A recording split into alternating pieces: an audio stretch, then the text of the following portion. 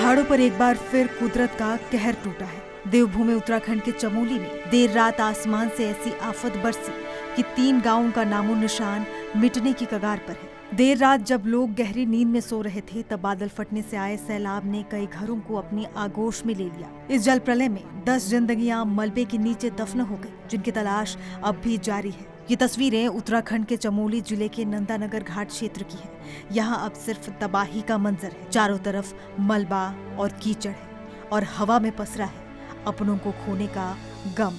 देर रात हुई मूसलाधार बारिश और बादल फटने की घटना ने यहाँ के कुंतरी, लगाफाली, सरपाणी और धूरमा गांवों में जल प्रलय जैसे हालात पैदा कर दिए। रात के अंधेरे में जब सैलाब का शोर गूंजा तो किसी को संभलने का मौका तक नहीं मिला। सबसे ज्यादा तबाही नगर पंचायत नंदानगर के वार्ड कुंतरी, लगाफाली में हुई, जहां सैलाब के साथ आया भारी मलबा 6 घरों को पूरी तरह जमींदोज कर गया। इन घरों में रहने वाले 8 लोग अब भी लापता हैं। उनकी बस यादें बची हैं और उम्मीद है कि शायद वो कहीं सुरक्षित हो। इस आपदा का कहर यही नहीं थमा। पास के धूरमा गांव में भी बादल फटने से 5 घर क्षतिग्रस्त हो गए और 2 लोग सैलाब के भेंट चढ़ गए। इस तरह इस पूरी त्रासदी में लापता लोगों की संख्या 10 तक पहुंच गई। घरों के साथ साथ लोगों के खेत खलिहान और मवेशी भी सैलाब में बह गए, जिससे उनकी रोजी रोटी का जरिया भी छिन गया। जैसे ही इस विनाशकारी घटना की खबर प्रशासन तक पहुंची, राहत और बचाव का एक बड़ा अभियान शुरू कर दिया गया।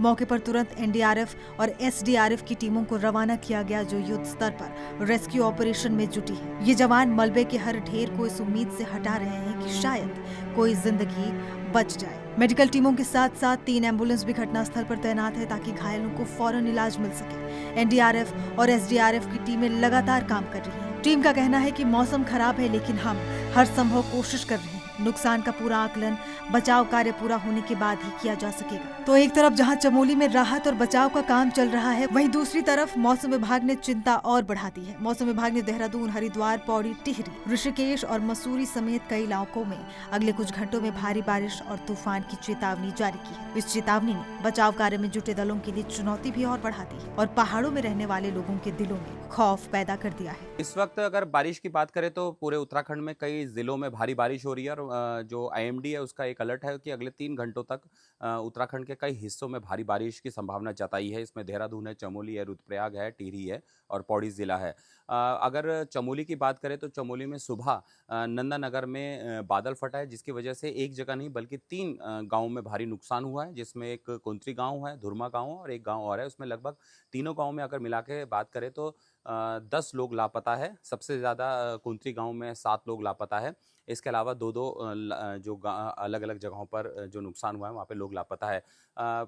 घरों की बात करें तो काफ़ी घरों को नुकसान हुआ है। ओवरऑल अगर तीनों गांव की बात करें तो तीनों गांव में लगभग करीबन 20 के करीब घरों को नुकसान हुआ है। राहत और बचाव कार्य जो जोरों पे चल रहा है। वहाँ पे स्थानीय पुलिस, एनडीआरएफ, एसडीआरएफ की टीमें पहुँच चुकी है। लगातार वहाँ पे रेस्क्यू ऑपरेशन किया जा रहा है। लेकिन एक दिक्कत यह है कि आने जाने में जो टीमें हैं उनको लेट इसलिए हो रही है क्योंकि रास्ते ब्लॉक है।